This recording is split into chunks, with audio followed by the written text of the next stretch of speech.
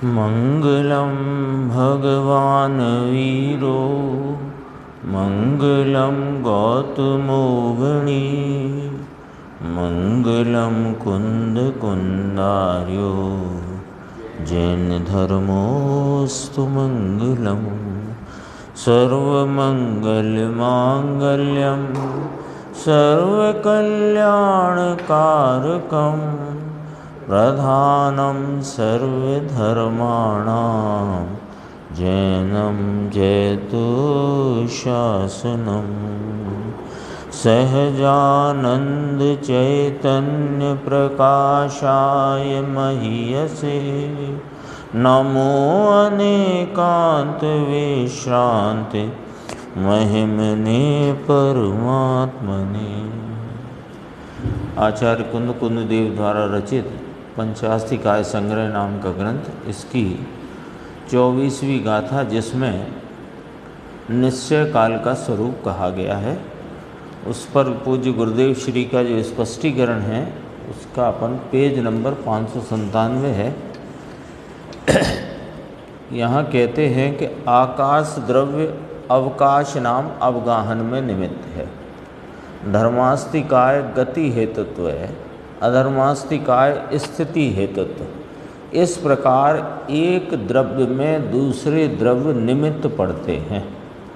यदि एक द्रव्य में दूसरे द्रव्य निमित्त हैं, ऐसा न माना जाए तो जीव पुद्गल दो ही द्रव्य रह जाएं।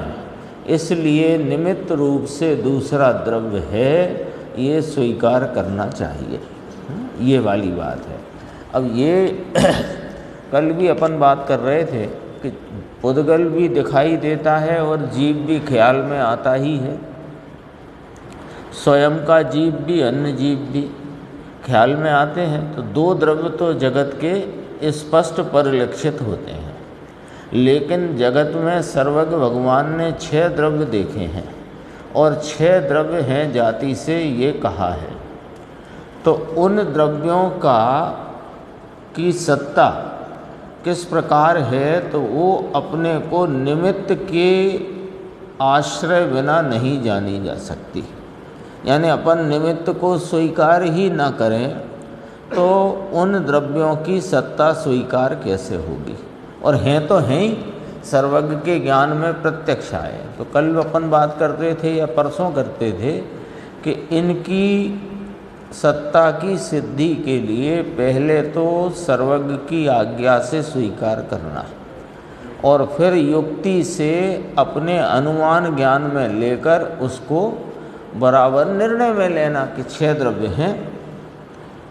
अब जैसे आकाश द्रव्य को अवगाहन में निमित्त कहते हैं, धर्मास्तिकाय को गति परिणाम में निमित्त कहते हैं, अधर्मास्तिकाय को गति करते हुए जीव पुद्गल के स्थिति परिणाम में निमित्त कहते हैं। ऐसे ही जीव पुद्गलादि सर्व पदार्थों के परिणमन में काल द्रव्य निमित्त है। यदि ये निमित्तपना स्वीकार न किया जाए तो 2 ही द्रव्य अपन मानेंगे, फिर 4 द्रव्य और भी हैं, धर्मास्ति अधर्मास्ति आकाश और काल। इनकी सिद्धि अपने ज्ञान में नहीं हो सकेगी। अब इस पंक्ति 4 पंक्ति अपन ने ये देखी, इसका अर्थ ये भी नहीं लगाना है कि निमित्त है तो वे हैं या निमित्त से उनकी सत्ता है, ये अर्थ नहीं है। उनकी सत्ता की पहचान, जानना, समझना, ज्ञान में लेना, वो हमने निमित्त के आधार से किया। लेकिन वे जीव पुद्गल को निमित्त हैं इसलिए उनकी सत्ता है, ऐसा नहीं।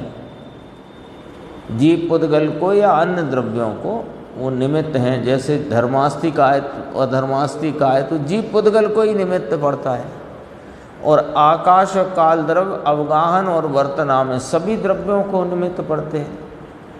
तो इसके लिए गुरुदेव नीचे कहते हैं, देखो बहुत से लोग कहते हैं कि निमित्त से उपादान में कुछ कार्य होता है, ऐसा माना जाए तो ही निमित्त को माना कहलाए। कई लोग आक्षेप करते हैं गुरुदेव पर उनकी इस व्याख्या पर, स्पष्टीकरण पर लोगों को ये आक्षेप या तकलीफ आती है कि आप निमित्त को नहीं मानते। तो कहा हम निमित्त को निमित्त रूप सदैव मानते हैं, लेकिन तुम निमित्त से उपादान में कुछ होता है ये मानने की कहो तो बिल्कुल नहीं मानते। तो निमित्त से उपादान में कुछ कार्य होए तो ही निमित्त माना कहलाए, परंतु ऐसा नहीं है, है ना। बहुत से लोग कहते हैं कि निमित्त से उपादान में कुछ कार्य होता है, ऐसा माना जाए तो ही निमित्त को माना कहलाए, परंतु ऐसा नहीं है। जब उपादान में कार्य होता है तब निमित्त दूसरा द्रव्य होता है, उसकी सत्ता है, परिणमन है, और इस प्रकार मानना वह यथार्थ है। हाँ, तब निमित्त को मानना बराबर है, यथार्थ है, ऐसा ही है। जीव पुद्गलादि अपने कारण से परिणमते हैं।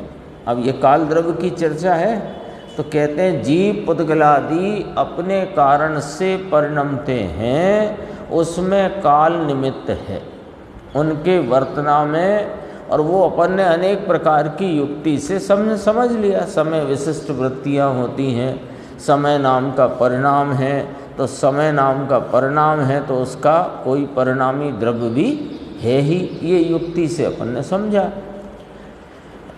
जीव पुद्गलादि अपने कारण से परिणमते हैं, उनमें काल निमित्त है, ऐसा न माने तो काल द्रव्य नहीं रहता।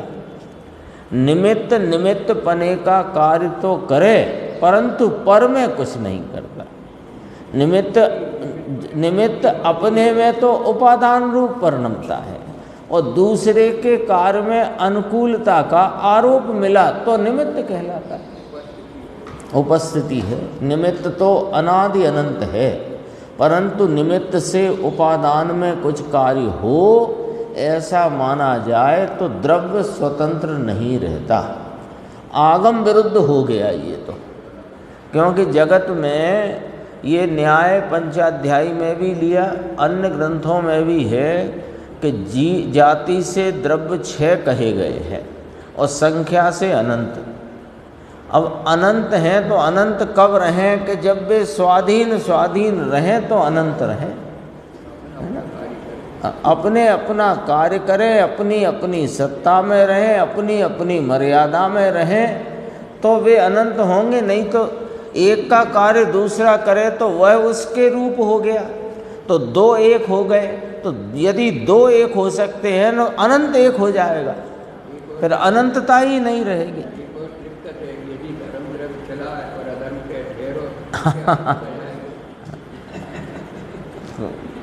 यदि वो चलाने वाला और अधर्म द्रव्य रोकने वाला तो फिर तो स्वयं के परिणाम हैं, अपनी उपादानगत योग्यता से होते हैं, उनमें निमित्तपना इतना मानना। नहीं मानोगे तो लोक विरुद्ध है बात, आगम विरुद्ध है, लेकिन उससे कार्य मानोगे वो भी आगम विरुद्ध है। तो लोक की मर्यादा नहीं रहती। लोक की क्या मर्यादा है कि लोक में, लोक किसे कहा, लोक कोई वस्तु नहीं, 6 जाति से 6 और संख्या से अनंत द्रव्यों का समुदाय स्वरूप जो समूह है वो ही लोक है। तो अनंत हैं ये बात तभी सिद्ध होगी जब सब स्वाधीन हो। एक भी द्रव्य दूसरे द्रव्य का करने जाए तो उसे उस रूप होना पड़े। जैसा समय सार जी में न्याय लिया, यदि कुम्हार घड़े को करे तो कुम्हार को घड़ा होना पड़े, न्याय लिया ना वहाँ पर। अब देखो यहाँ पर एक बहुत अच्छी चर्चा है नीचे इसी पेज पर, कौन सा पेज है, 597, कि आत्मा का अपना स्वयकाल खिला, अर्थात कि आत्मा का भान हुआ तब निमित्त रूप काल द्रव्य है, ऐसा श्रद्धा में आ गया है। देखो, क्योंकि 6 द्रव्य 7 तत्व 9 पदार्थ का विपरीत अभिनिवेश रहित, मतलब विपरीत अभिनिवेश से रहित, हाँ रहित ही शब्द आएगा, विपरीत अभिनिवेश रहित जो श्रद्धान हैं उसको सम्यक दर्शन कहा गया है। यानी 6 द्रव्यों के संबंध में और 7 तत्वों के संबंध में कोई विपरीत मान्यता शेष नहीं है। किसको? सम्यक दृष्टि को। तो सम्यक दृष्टि कौन है कि ये विपरीत अभिनिवेश रूप भेद रूप श्रद्धा को नहीं कहा, आत्मा का भान हुआ। जिसको आत्मा का भान है उसको नियम से 6 द्रव्य और 7 तत्व की स्वतंत्रता और उनकी अपना अपना जो स्वरूप है उसमें किसी प्रकार की विपरीतता नहीं है। तो जैसे ये क्या कार्य हुआ, आत्मा का भान हुआ, तो भान होना आत्मा का परिणाम है। पहले भान नहीं था, उसका नाश हुआ अभान परिणाम का, और भान परिणाम का उत्पाद हुआ। ये आत्मा का परिणमन है। इस परिणमन में काल द्रव्य निमित्त है। हाँ, परिणमन हुआ तो परिणमन में काल द्रव्य निमित्त है। तो ये उसको सम्यक दृष्टि को, स्वरूप के भान वाले को श्रद्धा में आ गया कि इस परिणमन में काल द्रव्य निमित्त है। देखो और खुलासा करते हैं। पुरुषार्थ की गति संसार की तरफ थी, वह चक्र बदलकर स्वभाव की ओर गति हुई। चक्र बदलकर माने वो दिशा बदलकर अब स्वभाव की ओर गति हुई। तो वह गति बदली, परिणमन हुआ ना, वो भी परिणमन बिना थोड़ी हुआ। जो पहले संसार की ओर की दिशा का परिणमन था, वो परिणमन की दिशा बदली और स्वरूप तरफ का परिणमन हुआ। तो इसमें ये परिणमन में काल द्रव्य है, उसका निमित्तपना है, ऐसा भी भान होता है। लो, क्योंकि आत्मा का भान हो और 6 द्रव्य का और 7 तत्व का श्रद्धान और ज्ञान न हो सच्चा, ऐसा होता नहीं है ना। उल्टी कह रहा हूँ मैं बात, उल्टी ही समझना। कथन ऐसा किया जाता है कि 7 तत्वों के श्रद्धान को सम्यक दर्शन कहते हैं। तो 7 तत्व में भी आ गया ना 6 ही द्रव्य। जीव अजीव लिया तो 6 द्रव्य हो गए, और उनकी पर्याय आश्रय बंध संवर निर्जरा मोक्ष, तो सब आ गए ना इसमें। तो 7 तत्वों के सच्चे श्रद्धान को सम्यक दर्शन कहते हैं। ये कथन उपचार का है। जब अपने स्वरूप का भान हुआ, जब जो पुरुषार्थ की गति बाहर की ओर बहिर्मुखता की थी, उसकी दिशा बदलकर स्वयं सन्मुखता वाला उपयोग और अन्य गुणों का परिणमन अपने स्वरूप दिशा में हुआ, तो वहाँ पर उस जीव को नियम से 7 तत्वों का अर्थात 6 द्रव्य 7 तत्व का यथार्थ भान होता है। नाम न जानता हो तो भी सब एक साथ, नाम नहीं जानता हो तो भी उसको सच्चा श्रद्धा। हाँ, और अब और कहते हैं जरा, किसी को सूक्ष्मता से ख्याल में ना आए तो वह अपवाद है। यही जो अपन ने बात करी ना कि कदाचित त्रियंच आदि गति में है, तो ये काल द्रव्य है, ये धर्मास्ति अधर्मास्ति, ऐसा उसका स्वरूप विशेष सूक्ष्मता से ख्याल में ना आए, इसको अपवाद स्वरूप जानना। लेकिन स्वरूप का भान हुआ तो उसमें ये तो साफ हो गया कि आत्मा मैं हूँ और शेष सब अनात्मा। तो आत्म अनात्म का भान हो गया। अब उसमें नाम नहीं जानता, संवर निर्जरा बंध मोक्ष आश्रवादी अथवा पुद्गल धर्म अधर्म आकाश काल ना जानता हो, इसलिए इतनी पंक्ति गुरुदेव ने बोली। आत्मा की पर्याय बदलती है, पर्याय बदलती है, परिणमन होता है, तो उसमें निमित्त कोई द्रव्य होना चाहिए, ऐसी प्रतीति आ जाती है। तो निमित्त से परिणमन होता है ऐसी प्रतीति नहीं, परिणमन होता है उसमें कोई निमित्त है ऐसी प्रतीति। दोनों में फर्क है। निमित्त है तो परिणमन होता है, ये मिथ्यात्व की प्रतीति, मिथ्यात्व रूप भाव है। और परिणमन होता है वहाँ कोई अन्य द्रव्य निमित्त रूप से है, ऐसी प्रतीति, दोनों में फर्क है। उसमें क्या है, पहली बात में कि निमित्त है तो मेरा परिणमन हुआ, तो अपने उपादान को भूला है, अपनी सामर्थ्य को भूला है, और अपने उपादान गत योग्यता से अपनी सामर्थ्य का जो परिणमन हुआ है, उस परिणमन में सामने कोई द्रव्य है, काल द्रव्य वर्तना में गति परिणाम हो तो धर्मास्तिकाय आदि, तो वो निमित्त होना चाहिए। ये प्रतीति ज्ञानी धर्मात्मा को नियम से होती है, बिल्कुल निषेध नहीं होता है।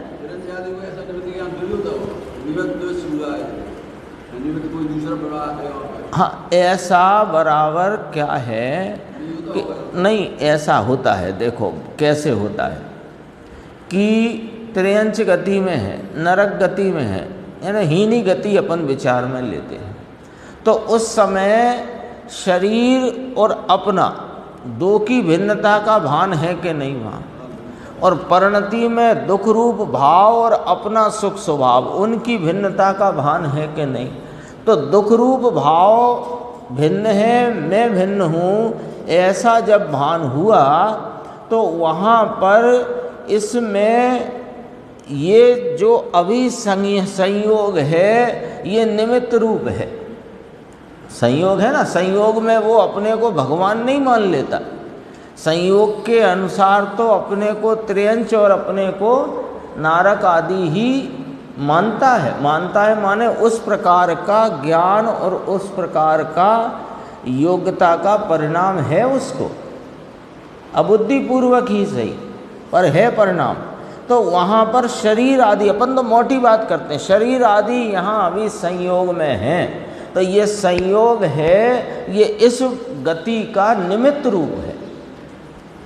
अब मैं कह रहा हूँ ना, पहले ही अपन ने बात की, नाम नहीं जानता काल द्रव्य धर्मास्ति अधर्मास्ति आकाश आदि, आश्रव बंध संवर निर्जरा मोक्ष नहीं जानता, लेकिन दुख का भाव है, ये मेरा भाव नहीं, मैं सुख स्वरूप हूँ, तो दुख का भाव न्यारा और मैं न्यारा, तो आत्मा अनात्मा दो न्यारे करे कि नहीं करे, दो न्यारे किए तो उसमें दोनों में पहले न्यारेपना नहीं था और अब न्यारापना हुआ, तो उसमें अभी जो वर्तमान में नरक गति है, तो नरक गति है तो उस गति रूप परिणाम की योग्यता भी है, और उसमें निमित्त ये शरीर आदि कर्म भी नहीं जानता।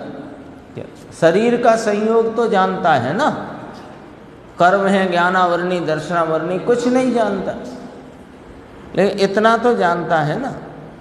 और दूसरी बात हमेशा ये ख्याल में अपने को रखना चाहिए कि जितना उपदेश है वो मनुष्य की गति की अपेक्षा से है, वो उस संदर्भ से अपने को विचार में जो, क्योंकि आएगी ना बात, मनुष्य होगा वो धर्म द्रव्य का नाम ना जानता हो, लेकिन ये शरीर है, पहले मैं इस शरीर को अपना मानता था, मैं शरीर ही हूँ ऐसा मानता था, जबकि मैं शरीर से भिन्न हूँ, और वर्तमान जो मेरी पर्याय है वो शरीर का संयोग है, तो वो भी एक निमित्त ही है। तो निमित्तपना वो निमित्त नाम से ना जाने, उपादान को उपादान नाम से ना जाने, आत्मा को आत्मा रूप जानता है, और ये अनात्मा हैं दूसरे, उनके नाम नहीं जाने, तो भी भान तो है ना। यह आत्मा की पर्याय बदलती है तो उसमें निमित्त कोई द्रव्य होना चाहिए। आत्मा की पर्याय तो मन मेरा स्वभाव ही है, पर्याय स्वभाव निमित्त। देखो क्या है, निमित्त होना चाहिए का मतलब होता है, तो होता है उसकी प्रतीति आ गई, नहीं हो ऐसा नहीं है ना, नहीं हो ऐसा है ही नहीं, होता है ये पक्का है, ऐसा होता नहीं। पर्याय बदलती है तो पर्याय बदली तो उसका अपना उपादानगत कार्य हुआ, तो उपादान हुआ है, वहाँ नियम से कोई अन्य द्रव्य निमित्त रूप से होता ही है। होए कि नहीं होए ये प्रश्न ही नहीं है। ये प्रश्न नहीं है कि वो हो कि नहीं हो। ये तो बात तब रखी कि जिसको निमित्त पर ही ऐसी दृष्टि पड़ी है कि निमित्त से कार्य होता है, तो कहते हैं कि निमित्त की उपस्थिति से कार्य नहीं होता, कार्य अपने स्वभाव से होता। इसको पढ़ने से ऐसा आभास हो जाता है कि आत्मा की पर्याय जब ही होती है जब कोई निमित्त रहता है। फिर अपने को समझना है। अभी ऊपर पढ़ के आए हैं अपन, देखो निमित्त निमित्त पने का कार्य करता है परंतु पर में कुछ नहीं करता। निमित्त नामक पदार्थ अनादि अनंत है, परंतु निमित्त से उपादान में कुछ कार्य हो ऐसा माना जाए तो द्रव्य स्वतंत्र नहीं रहता। लेकिन निमित्त को होए ही नहीं निमित्त, ऐसा भी नहीं होता।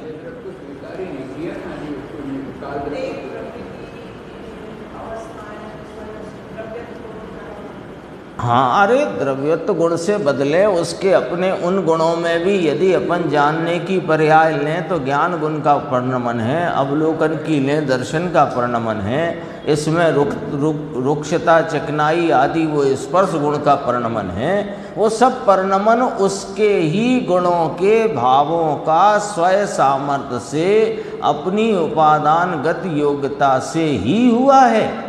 लेकिन ऐसा कोई परिणमन, ऐसा कोई क्षेत्रांतर के बाद स्थिति और जगत में रहे द्रव्य के स्वयं की अवगाहना स्वयं क्षेत्र में रहने पर भी वहाँ पर ये जो चार द्रव्य कहे और पुद्गल आदि भी संयोग रूप हैं, कर्मादि की भी निमित्त पने की बात है, तो निमित्त होता ही नहीं ये बात नहीं कह सकते। आगम विरुद्ध है, ये लोक मर्यादा के विरुद्ध है। ये ऊपर आ गई बात, देखो आगम विरुद्ध होता है। दोनों बातें, निमित्त से कार्य मानोगे तो द्रव्य की स्वाधीनता का नाश होता है, ये भी लोक मर्यादा से विरुद्ध है, आगम विरुद्ध है। और निमित्त होता ही नहीं ये मानोगे तो भी आगम विरुद्ध है, लोक मर्यादा से विपरीत है। ये क्या कहानी है समझ लो जरा। ऐसा है कि जगत में 6 ही द्रव्य हैं, यहाँ से पकड़ना पड़ेगी बात। सर्वज्ञ ने कितने द्रव्य देखे जगत में?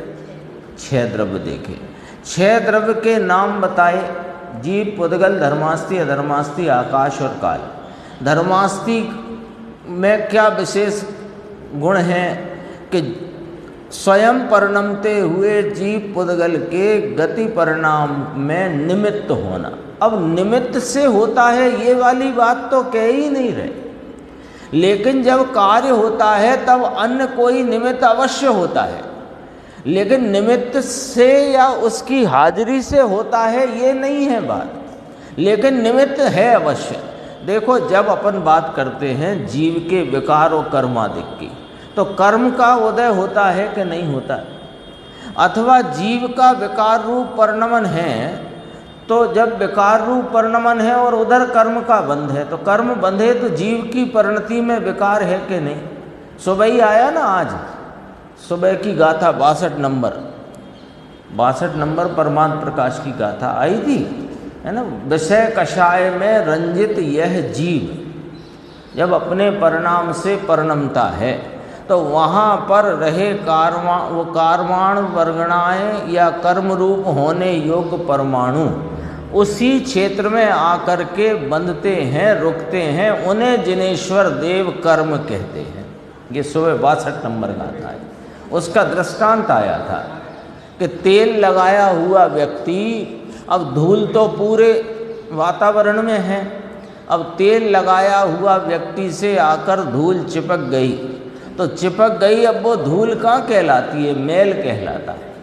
ऐसे वे परमाणु आकर यहाँ रुक गए, वे अब कर्म कहलाते हैं। ये जिनेश्वर देव ने कहा, ठीक है।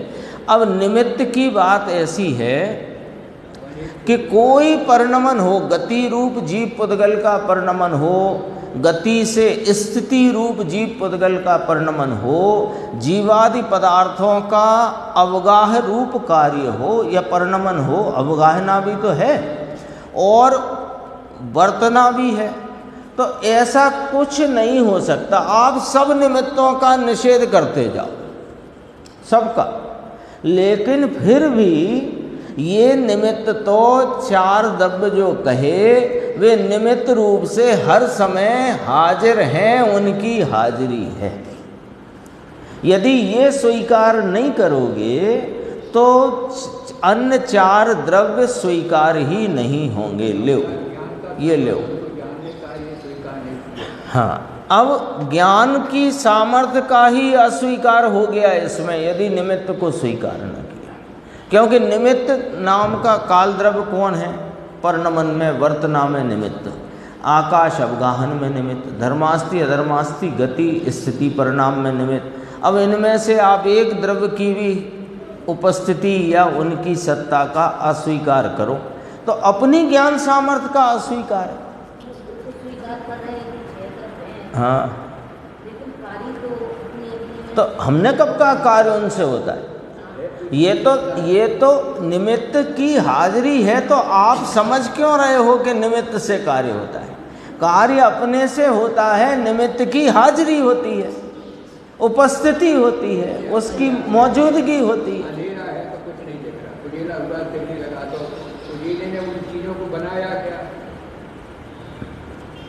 ज़्यादा हुआ तो दिखने लगे, तो वो दिखने में निमित्त गए। तो अब दिखने में प्रकाश को निमित्त कहो, दीपक को निमित्त कहो, है बस। अपन ऐसा सोच ही क्यों रहे हैं कि निमित्त है इसलिए इसमें कार्य हुआ? ऐसा कहा ही नहीं है जिनवाणी ने। यदि जिनवाणी ऐसा कहे तो जिनवाणी कहे कि धर्मास्तिकाय जीव पुद्गलों को चलाता है, अधर्मास्तिकाय रोकता है, आकाश अवगाहना देता है, काल परिणमाता है। ये कब लिखा? कहाँ बता दो जिनवाणी में लिखा? हेतुत्व तो लिखा। हेतुत्व माने निमित्तपना। हेतु निमित्त से कहते। देखो ये चार पंक्ति पढ़ते हैं। आकाश द्रव अवकाश नाम अवगाहन में निमित्त है। निमित्त है, निमित्त से उपादान में कार्य होता है, ये बात कही नहीं जा रही है और समझना भी नहीं चाहिए, और समझ रखी हो तो मिटा देना चाहिए। फिर उपादान कहाँ से लाओगे? आकाश द्रव अवगाहन में या अवकाश में निमित्त है, धर्मास्तिकाय गति में निमित्त है, अधर्मास्तिकाय स्थिति में निमित्त है। इस प्रकार एक द्रव्य में दूसरे द्रव्य निमित्त पड़ते हैं। एक द्रव्य में दूसरे द्रव्य निमित्त हैं ऐसा नहीं मानोगे तो जीव पुद्गल दो ही द्रव्य तुम्हारे ज्ञान में रह जाएंगे। अब बताओ, जगत में 6 द्रव्य हैं तो देखे हैं, और देखे हैं सो कहे हैं तो यदि उनके ज्ञान के विषय हैं तो मेरे ज्ञान के विषय नहीं बने तो हमने हमारे ज्ञान का तिरस्कार किया। यदि उनके ज्ञान के विषय बने कि नहीं बने वे, तो कब बने? क्योंकि वे ज्ञान में एक और न्याय है, सत का ही ज्ञान होता है, असत का ज्ञान नहीं होता। तो यदि उनके ज्ञान में धर्मास्तिकाय लोकाकाश प्रमाण एक अखंड द्रव्य ख्याल में ध्यान केवल ज्ञान में जानने में आया है तो वस्तु है। वस्तु नहीं होती तो उनके ज्ञान में नहीं आती। देखो, जिस बात को जिस रीति से समझना उस रीति से ही समझना पड़ेगी। यहाँ निमित्त की प्रधानता से 4 द्रव्यों की सत्ता उनका स्वीकार करना है, लेकिन निमित्त से कार्य होता है ये स्वीकार नहीं करना है। और कदाचित कोई ऐसी वासना रह गई हो उसे मिटा देना है। जब कोई कार्य होता है तो निमित्त होता है, पर निमित्त से कार्य नहीं। अब ये भी कहा था गुरुदेव ने, बहुत से लोग कहते हैं निमित्त से उपादान में कुछ कार्य होता है, ये ऐसा मानोगे तभी तो निमित्त माना कहलाएगा। तो कहीं ऐसा नहीं है। निमित्त अपने उपादान भाव से परिणमता है और अन्य द्रव्य अपने उपादान भाव से परिणमता है। अब उसका जो परिणाम है, मान लो जीव पुद्गल का गति रूप परिणाम है, तो उसमें धर्मास्तिकाय के परिणमन को अनुकूल देखकर निमित्त पने का आरोप है, क्योंकि उसमें उस प्रकार की अनुकूलता वाली योग्यता है। 6 द्रव्य सिद्ध करने ही पड़ेंगे, नहीं करोगे तो लोक मर्यादा के विरुद्ध हुआ ज्ञान, पहला नंबर। और ज्ञान लोक मर्यादा के विरुद्ध हुआ तो ज्ञान का ही तिरस्कार हुआ स्वभाव का। ज्ञान की सामर्थ्य कितनी कि एक समय में जगत के सभी द्रव्य, उनके गुण और उनकी 3 काल की पर्यायों को युगपत प्रत्यक्ष जाने, ऐसे मेरे ज्ञान की सामर्थ्य अभी विद्यमान है। सामर्थ्य, प्रकटपना नहीं, पर सामर्थ्य विद्यमान है कि नहीं। अब जब तुम विषय ही आधा अधूरा लेके बैठे हो तो वो सामर्थ्य को फिर अपन ने स्वीकार न किया ना। तो ये यहाँ गुरुदेव श्री कहते हैं, नीचे अपन पढ़ रहे थे कि आत्मा की पर्याय बदलती है। पर्याय बदलती का अर्थ है परिणमन होता है, और परिणमन में नियम से कोई द्रव्य काल द्रव्य निमित्त है, तो वो निमित्त है, उससे बदली है आत्मा की पर्याय। ये तो नहीं कहना है, कभी नहीं कहना है। और कभी अपने को ऐसी उसमें ध्वनि आती हो तो अपने को अपने ज्ञान को और सावधानी से ऐसा स्पष्ट करना चाहिए कि निमित्त से कार्य नहीं होता, निमित्त होता है। निमित्त होता ही नहीं, इसमें सर्वज्ञ का भी अवर्णवाद है और अपनी ज्ञान सामर्थ्य का अस्वीकार है। और ये 4 द्रव्य की सिद्धि अपने ज्ञान में किसी रूप में बिना निमित्त नैमित्तिक संबंध वाली व्याख्या के बिना, निमित्त के निमित्त रूप स्वीकारता के बिना वो सिद्ध नहीं हो सकता। उपादान में कार्य निमित्त से होता है, ये बात नहीं कह रहे।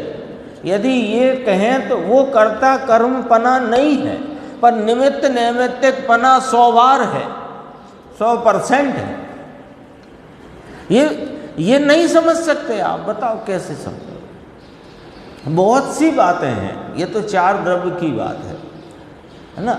ये पूरा कर्म सिद्धांत है, वो निमित्त नैमित्तिक संबंध के आधार पर है। वहाँ पर ये जो अपन चर्चा करते हैं ना, जोर दे करके उपादानगत योग्यता, उपादान की योग्यता, ये इसलिए देते हैं कि अनादि से ये जीव को पर के कर्तृत्व की मिथ्या बुद्धि चली आई है।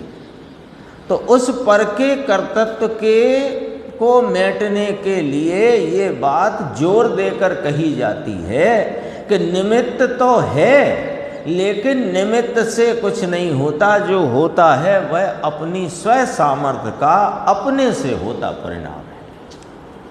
तब तो उपादान निमित्त को सिद्ध करने जाओ और उपादान भूल जाओ, ऐसा जिनागम नहीं है। और उपादान की सिद्धि में निमित्त होता ही नहीं, निषेध कर दो, ऐसा भी जिनागम नहीं कहता। लेकिन उपादान उपादान रूप है, निमित्त निमित्त रूप है। निमित्त से उपादान में नहीं होता और उपादान निमित्त को बुलाता नहीं। निमित्त की परिभाषा जो जनागम में आई अपन सबको याद है, जो स्वयं तो कार्य रूप नहीं परिणमता, किंतु कार्य की उत्पत्ति में जिस पर अनुकूल पने का या अनुकूल होने का आरोप आ सके, वह निमित्त है। और निमित्त का न्याय भी है कि निमित्त 2 द्रव्यों की वर्तमान पर्याय के बीच में ही संबंध वह घटित होता है।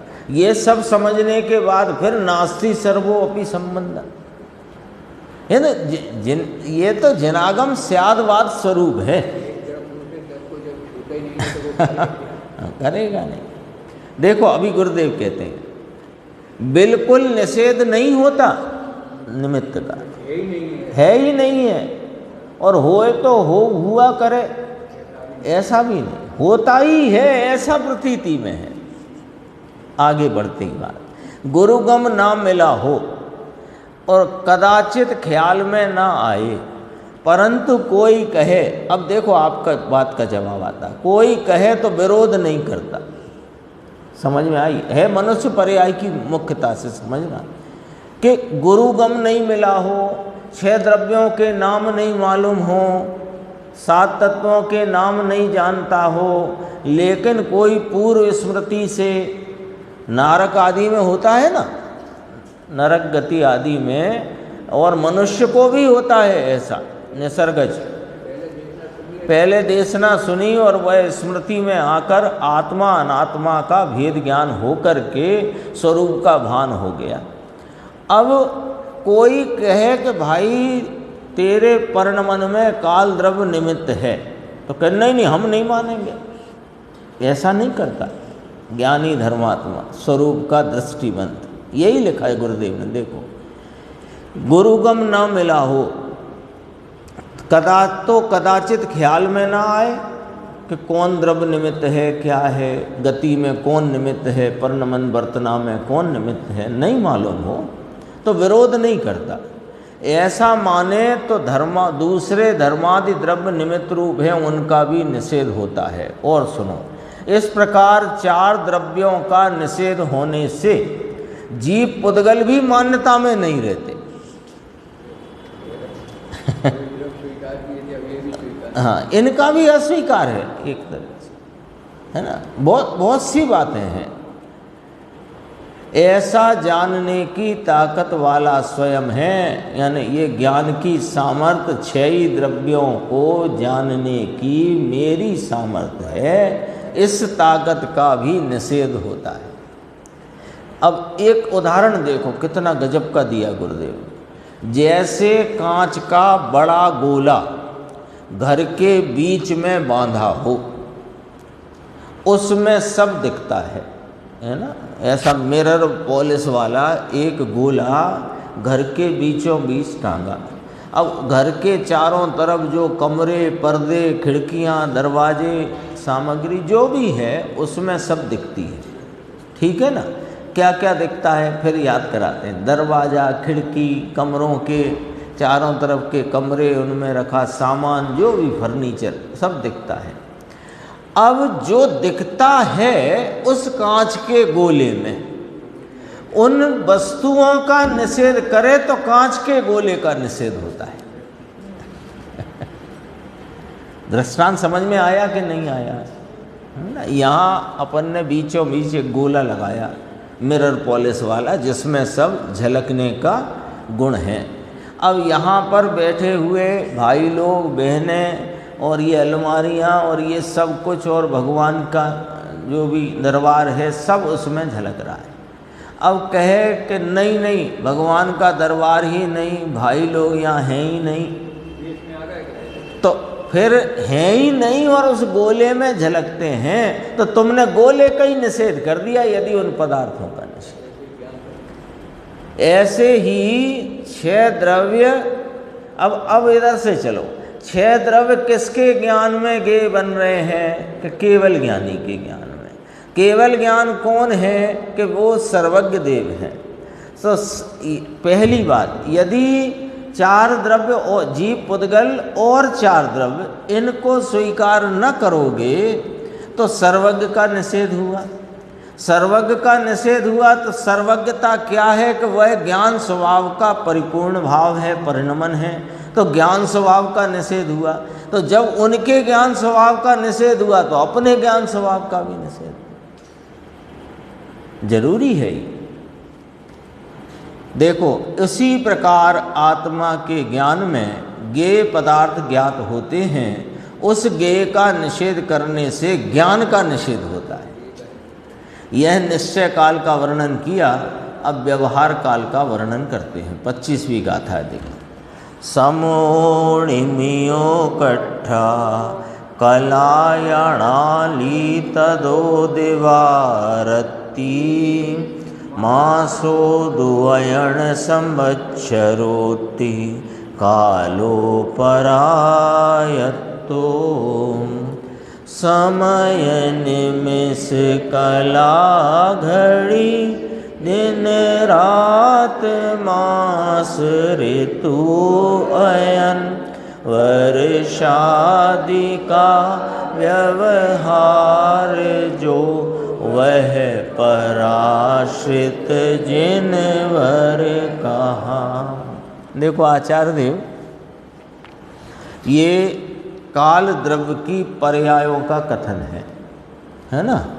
पर्यायों का यदि एक ये पहला शब्द आया ना समय, तो पर्याय तो एक ही है, एक समय, लेकिन अनेक पर्यायों को इकट्ठा करके फिर निमिष कला घड़ी दिन रात मास ऋतु अयन वर्षादि इत्यादि का व्यवहार पड़ता है। तो ये बात को दो बातें समझना है। ये बात को आचार्य कुंद भगवान जिनवर की साक्षी से कह रहे हैं, एक बात। और कैसी कह रहे हैं कि परिणाम तो वो काल द्रव्य का ही है।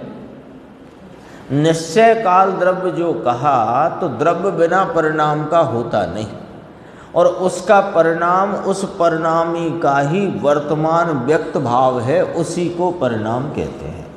तो परिणाम तो काल द्रव्य का निश्चय से है और स्वाश्रित भाव है, तथापि उस परिणाम का ज्ञान हम पराश्रय पने करते हैं, तो व्यवहार से उस परिणाम को या इन परिणाम के व्यवहार को पराश्रित भाव कहते हैं। अभी देखो अन्वयार्थ, इसकी टीका भी की पहली लाइन नहीं है इसमें, हाँ यह है। यहाँ व्यवहार काल का कथनचित पराश्रित पना दर्शाया है। कथनचित पराश्रित है क्योंकि परिणाम के तरफ से देखो तो वह स्वाश्रित है। लेकिन जैसे हमने देखा कि जीव का परिणाम, पुद्गल का परिणाम, दो मुख्य लिए थे ना, उनके परिणाम कैसे हैं कि समय विशिष्ट हैं। तो समय विशिष्टता पर से समय पर्याय का अपने को ख्याल आया, और समय पर्याय का ख्याल आया तो उसके द्रव्य होना चाहिए, ऐसे काल द्रव्य की सिद्धि हुई। ठीक है, अब वह जो समय नाम का परिणाम आया ख्याल में, वह क्या होता है, कितना होता है, उसका क्या मर्यादा है, वो पुद्गल परमाणु से ज्ञात होगा, तो पराश्रित हो गया। तो कथनचित पराश्रित का अर्थ ऐसे समझना कि वस्तु के परिणाम को उसके परिणमन स्वभाव से देखो तो वह स्वाश्रित है, लेकिन उस परिणाम का क्या मर्यादा है, क्या अवधि, क्या उसका वो स्वरूप है, तो वो अपन जानने जाएंगे तो पराश्रितपना आता है। अभी गुरुदेव ने 24वीं गाथा के इसमें लिया। तो इसके पहले वाली गाथा 24 नंबर गाथा के प्रवचन में गुरुदेव ने कहा था कि जगत के जो द्रव्य हैं वो एक द्रव्य दूसरे द्रव्य को निमित्त होता है।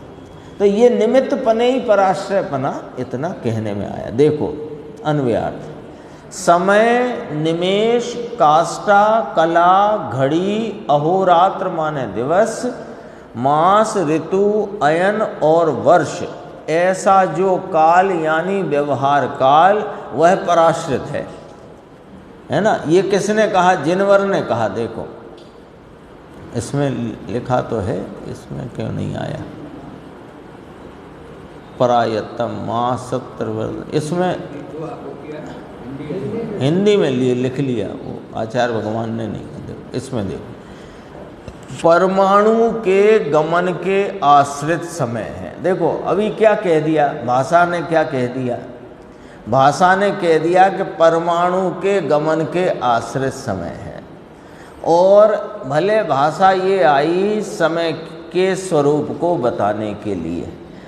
अब यहीं पर अपन विचार करते हैं कि समय काल द्रव्य के आश्रित होने वाला उसका स्वयं का परिणाम है, लेकिन वह परिणाम क्या है, कितना है, वो परमाणु के गमन से जाना जाता है। तो कहेंगे तो ये भाषा फिर ठीक है उस व्यवहार से कि परमाणु के गमन के आश्रित समय है, आँख के मिचने के आश्रित निमेष है, उसकी निमेष की अमुक संख्या से काष्ठा, कला और घड़ी होती है। सूर्य के गमन के आश्रित अहोरात्र नाम दिवस होता है और उस अहोरात्र माने दिवस की अमुक संख्या से मास कहलाता है। मास में फिर 4-4 महीने की इस प्रकार ऋतु होती, 3-3 महीने की ऋतु, फिर अयन और वर्ष होते हैं। ऐसा व्यवहार काल केवल काल की पर्याय मात्र रूप से अवधारणा अशक्य होने से, देखो ये जो काल द्रव्य कहा 24 नंबर गाथा में, उसके ही परिणाम को व्यवहार काल कहा। क्यों कहा? परिणाम है उसे, एक तो परिणाम है, भेद रूप है, इससे भी व्यवहार कहते हैं।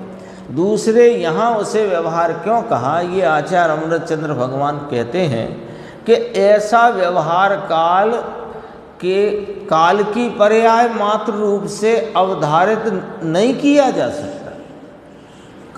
काल द्रव्य है वो तो अरूपी अमूर्त है, आ गया था ना, अमूर्त है पर अगुरु लघुत्व वाला है और वो वर्तना लक्षण वाला है। अब काल द्रव्य की तो बात 24 नंबर गाथा में कह दी, उसका परिणाम भी है। यद्यपि कि परिणाम से ही द्रव्य सिद्ध किया, अब द्रव्य है तो परिणाम भी है।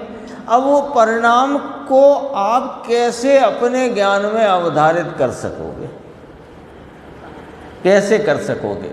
तो कहा कि पर की अपेक्षा बिना वह काल का परिणाम, काल का एक समय की अवस्था, यानी वो काल की स्वयं की जो समय रूप अवस्था, उसको अन्य द्रव्य के निमित्त से या अन्य द्रव्य के आश्रय बिना हम जान नहीं सकते, अवधारित नहीं कर सकते उस समय रूप उस काल द्रव्य की अवस्था को।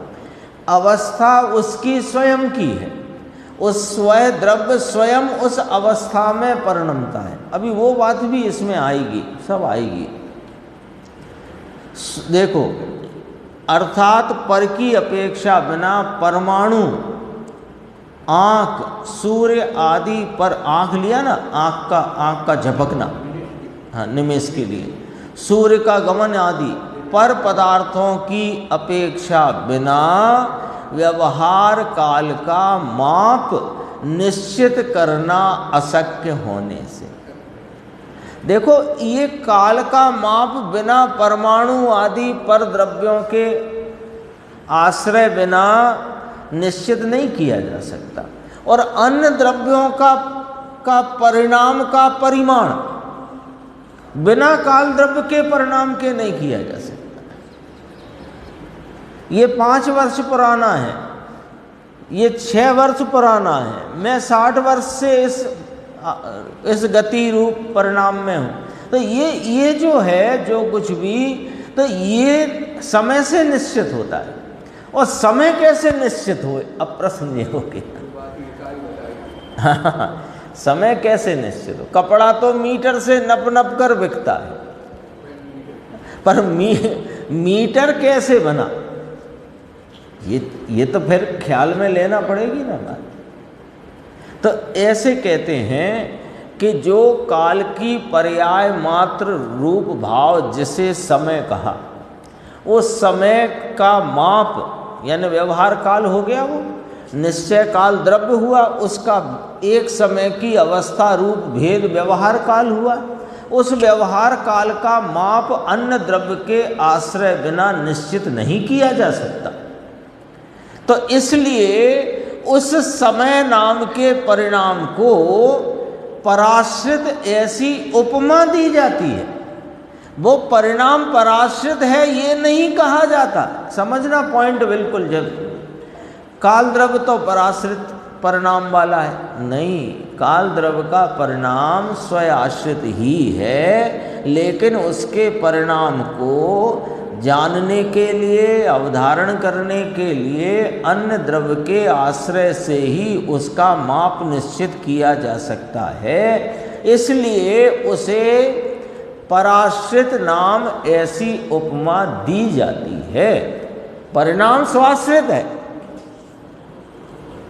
भावार्थ, समय निमित्त भूत ऐसे मंद गति से परिणत। कौन? पुद्गल निमित्त है। किसमें? समय की माप को जानने में। तो ऐसे मंद गति से परिणत पुद्गल परमाणु द्वारा प्रकट होता है, मापा जाता है। उसकी खुलासा अर्थात परमाणु को एक आकाश प्रदेश से दूसरे अनंतर आकाश प्रदेश में, अनंतर माने बीच में एक प्रदेश छोड़ना नहीं, लगा हुआ, तो एक आकाश प्रदेश से दूसरे अनंतर आकाश प्रदेश में मंद गति से जाने में जो समय लगे। मंद गति क्यों कहा? तो परमाणु की जो उत्कृष्ट गति वो तो एक समय में 14 राजु गमन करने की, इसलिए मंद गति शब्द भी यहाँ यथोचित है। मंद गति से जाने में जो समय नाम अवधि लगे उसे समय कहा जाता है। ठीक है। एक अब निमेष आँख के मिचने से प्रकट होता है, अर्थात खुली आँख के मिचने में जो समय लगे, जो अवधि लगे, उसे निमेष कहा जाता है। वह एक निमेष असंख्यात समय का होता है। जैसे अपन कहते हैं पलक झपकते गायब हो गए, ऐसे कहावत है ना लोग में, पलक झपकते गायब हो गए। कोई चीज़ चोरी चली गई और हम तो यहीं बैठे हैं, यहीं सामने रखी थी, बिल्कुल पलक झपकते चली गई। तो पलक झपकने में असंख्यात समय निकल जाते हैं ना, उसे निमेष कहते हैं। फिर आगे अब एक निमेष एक इकाई बन गई, तो 15 निमेष का एक काष्ठा, 30 काष्ठा की एक कला, 20 से कुछ अधिक कला की एक घड़ी और 2 घड़ी का एक मुहूर्त, है ना। इसे 2 घड़ी को अपन अभी अपनी वर्तमान जो नाप तोल का अपना चलता है, तो 2 घड़ी माने 48 मिनट के, है ना। 48 मिनट में 2 घड़ी हुई, तो एक घड़ी 2 घड़ी का 48 मिनट, तो एक घड़ी 24 मिनट की, 24 की हुई ना, 24 मिनट की। तो 20 से कुछ अधिक कला, तो कला समझ लो 1 मिनट से थोड़ी ज़्यादा, और 1 मिनट के से थोड़े ज़्यादा के 30 हिस्से करो तो बनी एक काष्ठा, और पुरुष काष्ठा के 15 हिस्से करो तो पलक झपकने का समय, निमेष। इधर से चलो आगे फिर और बात कहते हैं। अहोरात्र सूर्य के गमन से प्रकट होता है, 24 घंटे जैसे कहते हैं। वह एक अहोरात्र 30 मुहूर्त का होता है, यानी अपन मोटा मोटी 48 मिनट को 30 से गुणा करो, है ना, तो लगभग इतना ही आता होगा। कितना आएगा? 24 घंटे करीब। हाँ 48 मिनट, हाँ मुहूर्त 48 मिनट का गुणा 30, 8 दिया 24, है ना, ऐसे ही लगभग कुछ आता होगा। 30 अहोरात्र का एक मास, 2 मास की एक ऋतु, 3 ऋतु का एक अयन और 2 अयन का एक वर्ष। ये तो ऐसी बात है कि 10 मिलीमीटर का 1 सेंटीमीटर, 10 सेंटीमीटर, वो 10 सेंटीमीटर का डेसीमीटर, और 10 डेसीमीटर का 1 मीटर, 1000 मीटर का 1 किलोमीटर, ऐसी वाली बात। बात तो यहाँ से शुरू हुई। 2 चीज़ें ली, एक तो परमाणु एक प्रदेश से अनंतर दूसरे प्रदेश में जो मंद गति से गमन करे, उसमें जितनी अवधि लगे उसे काल द्रव्य का एक परिणाम यानी समय जानना। और पलक झपकने में जितना समय जाता है, ये फिर मोटी इकाई ली निमेष, इसमें असंख्यात समय होते हैं। फिर निमेष के आधार से आगे की गणना सीधी कर दी। ये सब व्यवहार काल है। और पल्योपम सागरोपम आदि भी व्यवहार काल के भेद हैं। एक सागर में 10 कोड़ा कोड़ी पल्यों, और एक पल्य में कितने असंख्यात अरब वर्ष एक पल्य के। ये आ गया है। उपरोक्त समय निमेष आदि सब वास्तव में, अब देख लो यहाँ पढ़ना टीका की खास बात, उपरोक्त समय जो जितने वहाँ से शुरू करे, समय से, निमेष से, फिर मास, ऋतु, नयन, अयन और वो क्या सब बात करी, हाँ, वो सब निमेष आदि वास्तव में मात्र निश्चय काल की ही, काल द्रव्य की ही पर्याय हैं, परंतु वे परमाणु आदि द्वारा प्रकट होती हैं, माने प्रकट होती है माने परिणमती नहीं, प्रकट होती है माने जानने में आती है, कथन में, जानने में, कैसे जाने, तो जानने में आती हैं, इसलिए पर पदार्थों द्वारा मापी जा सकती हैं, इसलिए उन्हें उपचार से पराश्रित कहा है। परिणमन तो काल द्रव्य का स्वयं का स्वयाश्रित भाव ही है। इसमें गुरुदेव का थोड़ा सा अपन ले लेते हैं, ज़्यादा है भी नहीं, क्योंकि वो तो सब गणना ही है। देखो, काल द्रव्य की एक समय की पर्याय वो व्यवहार काल है, तो भी जीव पुद्गल के नए पुराने रूप परिणाम से वह उत्पन्न होता है, ऐसा कहा जाता है। कैसे कहो काल को, है ना, ये अरे ये तो बहुत पुरानी है, अरे नहीं अभी 8 साल हुए, तो उससे अपन ने जाना ना, किसको, जीव पुद्गल के पुराने नए पने से, उसका अवधि जानने में आती। दूसरे द्रव्य द्वारा काल द्रव्य की पर्याय हुई, ऐसा कहना ये पराधीन है, ये नहीं मानना, अर्थात कि उसमें पर की अपेक्षा है, इसलिए व्यवहार काल है, इतना समझना। पर की अपेक्षा परिणमन में नहीं, उसके जानने में। ये अब कहते हैं एक परमाणु मंद गति से छोटे में छोटा काल, यानी मंद गति से कम समय में दूसरे प्रदेश में जाए, जितनी अवधि लगे उसे समय कहा जाता है।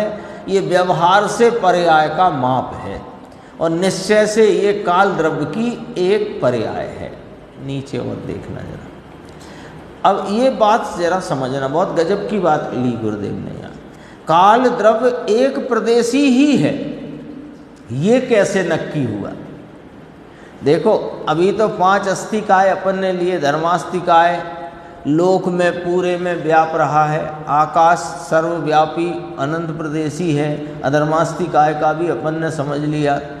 पुद्गल का परमाणु एक प्रदेशी है और स्कंद रूप अवस्था में बहुप्रदेशी अवस्था को धारण करता है। जीव लोक प्रमाण असंख्यात परिमाण वाला है ना, और वर्तमान देह प्रमाण है, ये अपन सब देख चुके हैं, चर्चा हो चुकी। अब काल द्रव्य एक प्रदेशी है, ये कैसे सिद्ध हुआ? कि सुनो, ऐसे सिद्ध हुआ कि काल द्रव्य एक प्रदेशी ही है, तो एक समय वो काल द्रव्य की पर्याय पूरी हो गई। जहाँ जिस द्रव्य की पर्याय जितने क्षेत्र में पूरी हो जाए, वह उस द्रव्य का क्षेत्र है। जैसे अभी आया था ना, यहाँ अपन ने चोटिया या कुछ चुभा, तो पूरे में ज्ञान हुआ, तो ज्ञान का परिणाम जितने क्षेत्र में हुआ वह पूरा एक जीव द्रव्य का विस्तार है। आई ख्याल में? आई बात?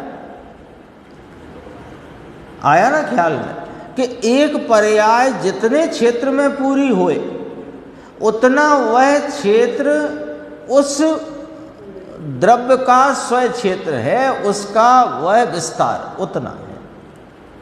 तो काल द्रव्य की एक समय की पर्याय एक प्रदेश पर पूरी हो जाती है, इसलिए काल द्रव्य एक प्रदेशी है। ख्याल में आई बात?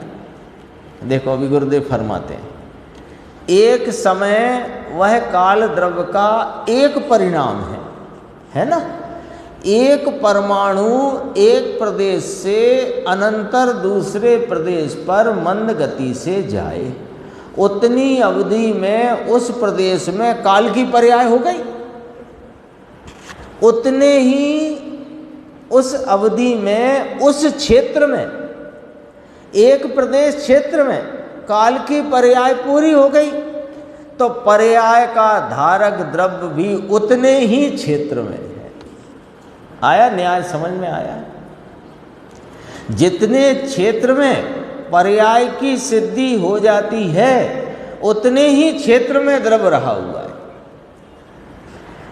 ये न्याय कहाँ से आया कि द्रव्य, गुण और पर्याय, यही है ना वस्तु का स्वरूप। तो गुण की परिभाषा तो अपन जानते ही हैं कि जो द्रव्य के संपूर्ण भागों में और संपूर्ण अवस्थाओं में, या अपने को भाग से का मतलब है, तो जो द्रव्य के संपूर्ण भाग में रहे वो गुण है। और एक गुण का जो परिणाम होएगा वो पूरे ही गुण का होएगा कि ऊपर नीचे के अलग अलग गुण में होएगा? पूरे में ही होएगा। तो पूरे में ही होता है, तो जितना द्रव्य का विस्तार उतना ही उसके किसी भी एक गुण का विस्तार और उतना ही उसकी पर्याय का विस्तार। तो काल द्रव्य की पर्याय समय जिसका नाम है, ऐसा एक परिणाम एक प्रदेश पर ही पूरा हो जाता है। उसे जाना नहीं पड़ता कि वो असंख्यात प्रदेश जाए, तो फिर वो असंख्यात प्रदेश ही हो जाता, तब पूरा होता है। ये न्याय समझना। पर्याय का धारक द्रव्य भी उतने ही क्षेत्र में है, जितने क्षेत्र में पर्याय की सिद्धि हो जाती है उतने ही क्षेत्र में द्रव्य रहा हुआ है। अर्थात कि काल द्रव्य एक प्रदेश में रहा हुआ है। न्याय उसका ये है कि पर्याय और पर्यायवान द्रव्य का क्षेत्र भिन्न नहीं है, होता ही नहीं है। यहाँ तक चर्चा थी। अब 26 की चर्चा आगे की स्वाध्याय में।